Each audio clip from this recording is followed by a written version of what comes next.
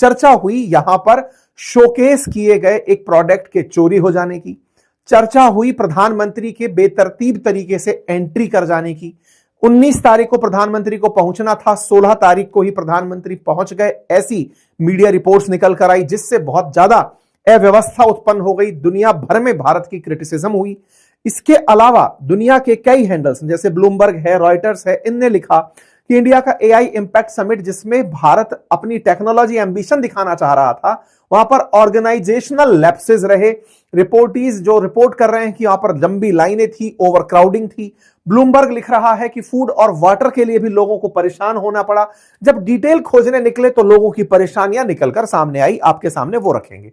और रही सही कसर कुछ चाइनीज प्रोडक्ट्स ने कर दी, जिनके बारे में भारतीय कंपनियां क्लेम करती रह गई। आज एक एक के बारे में विस्तार से चर्चा होगी, सारे विवाद आपके सामने आएंगे और यह बताया जाएगा कि सरकार ने कहां पर अपनी तरफ से माफी मांगी है, किस तरह से उस काम को बेहतर करने के प्रयास हो रहे हैं। तो चलिए जल्दी से मैं आपको फिर से एक बार ब्रीफ करा देता हूं, और वो ये है कि 16 से 20 तारीख तक दिल्ली के अंदर जो भारत मंडपम है, वहां पर आयोजित हो रही है इंडिया एआई इंपैक्ट समिट। यह भारत मंडपम नई दिल्ली में है और इसमें बड़े सारे दिग्गज लोग पहुंच रहे हैं।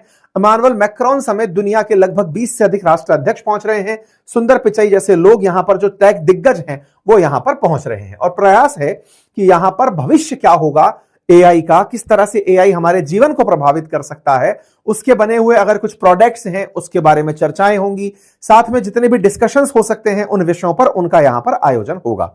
यह समिट 2023 से चल रही है। पहली जो समिट थी वो एआई से उत्पन्न खतरे की थी, जो 2023 में ब्रिटेन में हुई थी। 2024 में इनोवेशन को लेकर के साउथ कोरिया में हुई थी। 2025 में एआई के एक्शन को लेकर फ्रांस में हुई थी, और एआई के असर को लेकर के भारत में 2026 के अंदर यह समिट हो रही है। दुनिया भर की बड़ी सारी कंपनियां यहां पर अपनी टेक की चिंताएं, उनके टेक के इनोवेशन उन्हें शोकेस करने आ रही हैं। आपको याद होगा हमने यह भी बताया था कि दुनिया भर की एआई कंपनियों के लिए भारत एक बड़ा बाजार है, तो सब यहां पर आकर के भारतीय बाजार को एक्सेस करना चाहते हैं। भारत में जब यह काम इवेंट आयोजित होना शुरू होता है, भारत के प्रधानमंत्री पहले ही दिन इसके मंडपम में पहुंच जाते हैं, देखने के लिए कि कौन सी कंपनियां क्या कर रही हैं। अश्विनी वैष्णव जी के द्वारा यह तस्वीर साझा की जाती है कि प्रधानमंत्री भारत मंडपम में आए थे, उन्होंने जायजा लिया था उन तमाम प्रोडक्ट्स का और कंपनियों का जो यहां पर शोकेस की गई हैं, जिनकी इंस्टॉल्स यहां पर लगी हैं, उनको देखा गया था। लेकिन सारा की सारा मसला यहीं पर फैला था। फैला यह था कि जैसे आप प्रधानमंत्री को देख रहे हैं, प्रधानमंत्री 16 तारीख को जब आम जन के लिए यह एरिया खोला जा चुका था, उस समय पर पहुंचे। लगभग 70,000 से ज्यादा पार्टिसिपेंट्स इस जगह पार्टिसिपेशन में एंट्री कर चुके थे। प्रधानमंत्री का ऐसे समय पर आना, और अब आप दुकानों पर अगर ध्यान से देखें तो केवल सरकारी अधिकारी आपको दिखाई दे रहे हैं, आम जन आपको यहां पर नजर नहीं आ रहा है। आम जन गया कहां? जो आम जन यहां पर एंट्री कर गया था, जो यहां पर शोकेस करने के लिए लोग अपनी स्टॉल लगाकर खड़े थे, वो कहां गए? पार्टिसिपेंट्स कहां गए? जो इतनी दूर दूर से देश भर से चलकर यहां पहुंचे थे, वो सब कहां गए? आंसर है उन सभी को प्रधानमंत्री की यात्रा के अनाउंस होते ही इस पूरे की पूरे हाउस से बाहर निकाल दिया गया। बाहर निकालने का यह काम दिल्ली पुलिस के द्वारा और सुरक्षा व्यवस्था में लगे हुए कर्मचारियों के द्वारा किया गया। लेकिन जो आदेश देकर बाहर निकाल रहे लोग थे, उन्हें असल में यह नहीं पता था कि इन लोगों को वापस कब आने की परमिशन देनी है। उन लोगों को बाहर निकाल दिया गया कि प्रधानमंत्री आ रहे हैं, सब लोग बाहर जाओ। ऐसे में इन इंस्टॉल्स पर जो लोग आकर के चीजें देखना चाहते थे, या फिर इतनी बड़ी जो भीड़ आ गई थी, उन्हें अपना प्रोडक्ट बेचकर पैसे कमाना चाहते थे, वो सभी लोग यहां पर वंचित रह गए इस पूरे की पूरे दिन भर के शो से। 12 से लेकर शाम 6 बजे तक 16 तारीख के दिन प्रधानमंत्री के चलते पूरे क्षेत्र को पहले सैनिटाइज किया गया, चेक किया गया कि प्रधानमंत्री अगर आएंगे तो यहां पर कोई असुविधा तो नहीं हो सकती। सिक्योरिटी फोर्सेस बल्क में सारी व्यवस्थाएं यहां पर पहुंचती हैं। उसके चलते आमजन परेशान होता है। आमजन परेशान होता है, ये चर्चाएं बड़ी चर्चाओं में शामिल हो जाती हैं, क्योंकि प्रधानमंत्री का यहां पर पहुंचना और बड़ी संख्या में लोगों का डे वन में ही इंटरेस्ट लेना। अच्छा, इससे आप एक चीज का अंदाजा लगा सकते हैं कि आप और हम कितने क्यूरियस हैं, जानना चाहते हैं तकनीकी में क्या हो रहा है। मैं आपको बताऊं, जो हमने आपसे गूगल फॉर्म भरवाया था, जिसका लिंक कमेंट बॉक्स में अभी भी पिन है, उसमें हमें ह्यूज रेस्पॉन्स मिला है। लोग चाहते हैं, जानना चाहते हैं कि एआई कैसे उनके जीवन में सहयोगी हो सकता है। इसी वजह से यहां पर हजारों की संख्या में लोग पहुंचे थे। आप भी अगर चाहते हैं, मैं फिर से याद दिला रहा हूं, आप अभी जाकर बीच में वीडियो रोकिए, अपना गूगल फॉर्म फिल कर दीजिए, अपनी करेक्ट डिटेल भर दीजिए, ताकि आज के जीवन में जो एआई काम का है उस तक मैं आपको पहुंचा सकूं, आपके उपयोग में उसे ला सकूं। आप उसे कैसे कर पाएंगे, इसके लिए गूगल फॉर्म में हमने आपसे कुछ डिटेल्स मांगी है। तो प्यारे साथियों, यहां पर बड़ी संख्या में क्यूरियस भारत का युवा पहुंचता है, लेकिन प्रधानमंत्री की यात्रा और अव्यवस्थाओं और जानकारी के अभाव में वो इस तरह से ऑफिस के बाहर रह जाता है। जब आप भारत मंडपम पे जाकर के या फिर इस एआई इंपैक्ट समिट में जाने के लिए वेबसाइट तलाशते हैं, तो वो खास साफ मना कर देते हैं कि भैया सुनो, जगह भर गई है, अब अंदर आने की परमिशन हम लोग नहीं दे सकते। कोई बात नहीं साहब, इस तरह से रेस्पॉन्सेज आने शुरू होते हैं, देश के अंदर रिएक्शन आने शुरू होते हैं कि भाई इंपैक्ट समिट आयोजित तो की गई, लेकिन लोग इसमें विरोध करते हुए दिखाई पड़ रहे हैं। कुछ ऐसे लोगों के वीडियो बाहर आए जिन्होंने बहुत मेहनत से यहां पर स्टॉल लगाई थी, लेकिन वो डे 1 में अपनी स्टॉल पर लोगों को बुला ही नहीं पाए, क्योंकि उन्हें बाहर निकाल दिया गया। धीरे धीरे वीडियोस बाहर आने लगे, लोगों ने प्रतिक्रिया देना शुरू किया कि चलो प्रधानमंत्री आ गए, अचानक अव्यवस्था उत्पन्न हो गई, ठीक है। अब बाहर जब निकले तो वहां पर कोई भी इंफॉर्मेशन नहीं दी जा रही है, लोगों को बाहर निकाल दिया गया, अनाउंसमेंट दे दे करके लोगों को बाहर निकाल दिया गया। लोग बाहर गए, बाहर लगा हुआ था फूड कोर्ट। फूड कोर्ट में, जहां देश डिजिटल इंडिया की बात कर रहा है, फूड कोर्ट में खाने के लिए पैसे कैश में देने थे, वहां पर यूपीआई लिया ही नहीं जा रहा है। लोग इस बात पर भड़क गए कि कहां एक और आप इनोवेशन की बात कर रहे हैं, आर्टिफिशियल इंटेलिजेंस और टेक्निक की बात कर रहे हैं, और दूसरी तरफ आप डिजिटल इंडिया को प्रमोट करने के नाम पर कैश में पैसे मांग रहे हैं। यहां पर इस बात का बहुत विरोध हुआ। फिर एक और विरोध यहां पर निकल कर आया। वो विरोध था कि यहां पर अंदर जाते समय बहुत से ऐसे इलेक्ट्रॉनिक गैजेट्स, ऐसे बहुत से इंस्ट्रूमेंट्स जिन्हें व्यक्ति अपने साथ रखता है, जैसे एयरपोर्ट कान में लगाकर रखना आम बात हो गई है। अगर कोई टेक का काम हो रहा है तो वहां पर लोग लैपटॉप लेकर जाएंगे, अपनी गाड़ी से कोई गया है तो चाबी लेकर जाएगा।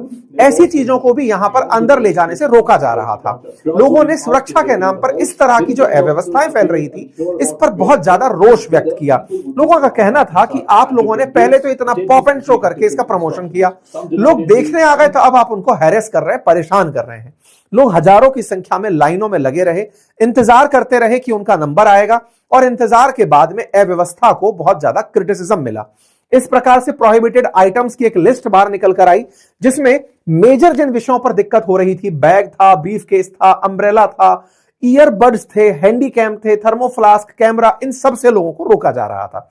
लोगों ने इस पर अपनी अपनी प्रतिक्रियाएं दी कि कम से कम जैसे पानी की बोतल है, इसको अंदर ले जाने से मना किया हुआ है, गर्मी के समय पर आदमी आ रहा है तो क्या ही करेगा, शार्प ऑब्जेक्ट है तो भाई साहब कोई यहां पर क्या ही कर लेगा, earbuds, laptop, car keys, bag, इन सबको लाने से यहां पर इनकार किया गया था। ठीक है, धीरे धीरे इस बारे में सोशल मीडिया पर जबरदस्त प्रतिक्रियाएं आना शुरू हुई। लोग जहां तहां पर सरकार को इस तारीख के लिए क्रिटिसाइज करना शुरू किए।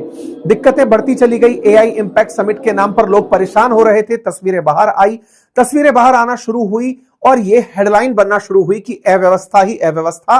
दुनिया भर में भारत की इस अव्यवस्था की डे 1 पर ही चर्चा होना शुरू हो गई। इन्हीं अव्यवस्थाओं में एक मसला निकला कि एक भाई साहब अपने कुछ वेरेबल्स, जैसे हाथ की घड़ी है या कुछ इलेक्ट्रॉनिक गैजेट्स जो थे, उन्होंने शोकेस करने के लिए लगाए थे। प्रधानमंत्री का आना जब हुआ तो उनसे कहा गया कि आप बाहर चले जाइए और बाहर जाकर के आप इन्हें यही, उसने कहा कि भाई साहब मैं अचानक बाहर जाऊंगा, प्रधानमंत्री के लिए आपने अचानक अनाउंस कर दिया है, मैं अपना सामान यहां छोड़ जाऊं। बोले आप यहीं पर छोड़ जाओ, लोगों ने अपने लैपटॉप भी छोड़े हुए हैं, आप भी छोड़ दो, कुछ नहीं होगा, अब तो हाई सिक्योर्ड होने जा रही है ये जगह। भाई साहब ये कंपनी अपना सामान छोड़कर यहां से चली गई। ये जब छोड़कर चले गए, शाम को जब वापस आते हैं तो यहां पर केवल खाली पैकेट्स दिखाई पड़ते हैं, जो भी आइटम्स थे वो सारे गायब। इन्होंने कहा कि भाई अगर इतने सारे आइटम्स थे, इस जगह की इतनी हाईटेक सिक्योरिटी है, एआई से सिक्योरिटी हो रही है, प्रधानमंत्री के नाम पर सिक्योरिटी हो रही है, पहले तो उस आदमी को बाहर निकाल दिया गया, और जब वो वापस आए तो वो सारा आइटम यहां पर नहीं था। उन्होंने बाकायदा इस बात को 16 तारीख के दिन ही ट्वीट कर दिया। इस बात से पूरे देश में इस बात पर जिक्र होने लगा कि किस तरह की व्यवस्था है। एक तो बिना बताए टाइम टेबल के हिसाब से काम हो रहे हैं, दूसरा व्यवस्था के नाम पर जो अपना स्टैंड लगाकर खड़ा है, दुनिया को दिखाना चाह रहा है कि हमने क्या प्रोडक्ट बनाया, उसका प्रोडक्ट ही चोरी हो जा रहा है। ये चर्चा साहब अपोजिशन भी उठा लेता है, देश के अंदर सोशल मीडिया पर चर्चा उठती है, लोग इस पर तमाम प्रकार की प्रतिक्रिया देती है, और फिर कांग्रेस कूद पड़ती है कि साहब यहां पर प्रधानमंत्री को तो केवल खुद का फोटो ढंग से खिंचवाना था, जनता परेशान हो इससे उनको कोई लेना देना नहीं था, किसी के प्रोडक्ट चोरी हो जा रहे हैं इससे कोई लेना देना नहीं था। खैर, अपोजिशन ने सरकार को इस बात पर बढ़िया कोसा। इसके बाद में समय बीतता है, धीरे धीरे कांग्रेस के साथ साथ अपोजिशन के और भी चैनल्स कूद पड़ते हैं कि साहब आप सबने ये केवल दिखावे के लिए किया, इसका कोई लॉजिक नहीं था। लेकिन अगला दिन बीतता है, धनंजय यादव जिनका नाम बताया गया, जिनका माल चोरी हुआ था, वो थैंक यू बोलते हुए ट्वीट डालते हैं, कहते हैं कि मेरा जो सामान खोया था वो वापस मिल गया, दिल्ली पुलिस बहुत सपोर्टिव रही, इस काम के लिए बहुत सारी शुभकामनाएं। अब इस पर लोगों के अपने अपने तर्क हैं कि भाई साहब इनसे करवाया गया है ट्वीट, ये खुद से किया है, ये तो यही जाने। दूसरा, इनका माल मिल गया है, ये बात भी अपने आप में एक बड़ी बात है, अदरवाइज पुलिस कहीं खोजकर इन सब चीजों को इतनी बड़ी भीड़ में दे पाती। लेकिन पुलिस की तत्परता देखिए, जैसे ही प्रेशर इस बात पर बना कि देश के अंदर इज्जत के ऊपर सवाल के, सरकार के ऊपर सवाल खड़े हो रहे हैं, तो तत्काल प्रभाव से रातों रात पुलिस ने सब कुछ इनको लाकर पकड़ा दिया। खैर चलिए, इनकी व्यवस्थाएं बैठ गई, ये मामला निकल गया। आगे बढ़ते हैं। देश के अंदर जो हमारे मंत्री जी हैं अश्विनी वैष्णव जी, जिन्होंने इस कार्यक्रम को, इवेंट को आयोजित करवाया, वो फिर सामने आते हैं और इस बार इन्होंने बहुत ही जिम्मेदारी से इस बात को मीडिया के सामने रखा और कहा कि देखिए उसमें जो अव्यवस्थाएं हुई थी उनके लिए हम क्षमा चाहते हैं। इन्होंने बकायदा अपनी तरफ से इसकी माफी मांगी। ये बहुत कम देखने को मिलता है, हमारे देश के मंत्री अक्सर डिफेंड करते हुए दिखाई पड़ते हैं, लेकिन इन्होंने फाइनली इस बारे पर अपनी तरफ से अपोलॉजी मांगी। साथ में यह भी बताया कि इसका जबरदस्त रेस्पॉन्स देखने को मिला है और वास्तविकता भी है। 70,000 लोग एक बार में पहुंच गए। जनरली ऐसा होता है कि ऐसे इवेंट्स में लोग पहुंचते नहीं हैं, लेकिन देश ने जिस तरह से इसकी तैयारियां की, दुनिया भर को आमंत्रित किया, बड़ी मात्रा में लोग यहां पर पहुंचे और ऐसे में ये अव्यवस्थाएं हुई। इन्होंने कहा कि हमने प्रॉपर तरीके से अब वॉर रूम बना लिया है। वॉर रूम पहले से भी है, लेकिन अब वो प्रॉपर तरीके से काम कर रहा है। अगर आप लोगों को कोई और अव्यवस्था लगती है, प्लीज हमें बताइए, हम उसको इमीडिएटली रिजॉल्व करेंगे। इन्होंने अपनी तरफ से इस बात को बोला। खैर, इतने बड़े आयोजन में ऐसी दिक्कतें होना, उसमें सबसे बड़ी दिक्कत जो थी वो प्रधानमंत्री के शायद अचानक आ जाने से रही होगी। आवश्यकता थी कि ऐसे बड़े इवेंट्स में, ये तो इससे ज्यादा भीड़ नहीं थी, अदरवाइज भगदड़ जैसी स्थितियां बन सकती थी और देश में, दुनिया में देश की बहुत मजाक बन सकती थी। ये वाकई में एक ऐसी विषय है जिसको देश के अंदर सोचने की आवश्यकता होनी चाहिए।